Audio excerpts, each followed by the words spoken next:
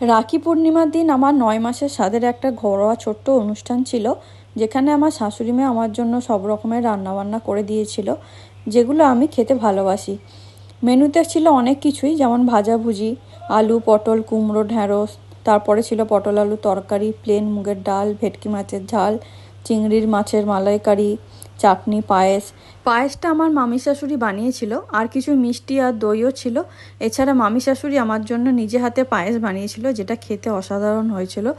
সব মিলিয়ে সবকটা খাবার দাবারই খুব ভালো হয়েছিল। আর বিশেষ করে যে সন্দেশটা মামি শাশুড়ি বানিয়েছিল, ওটা খেতে অসাধারণ হয়েছিল। ওটা বাদাম দিয়ে বানিয়েছিল। আর আমার শাশুড়ি মায়ের হাতের রান্নাগুলো ভীষণ ভালো হয়েছিল। আর যেহেতু এটা ঘরোয়া অনুষ্ঠান, সেরকমভাবে কাউকে বলা হয়নি, শুধুমাত্র আমাদের বাড়ির কয়েকজন মাত্র ছিল, আমার শ্বশুরমশাই, শাশুড়ি মা, আমার বর, মামি শাশুড়ি, ব্যাস এই কজনই। তোমরা চাইলে ৯ মাসের স্বাদের বড় ব্লগটা ইউটিউবে গিয়ে দেখতে পারো। আর এই ভিডিওটা ভালো লাগলে লাইক, সাবস্ক্রাইব করে দিও। Tata, bye bye.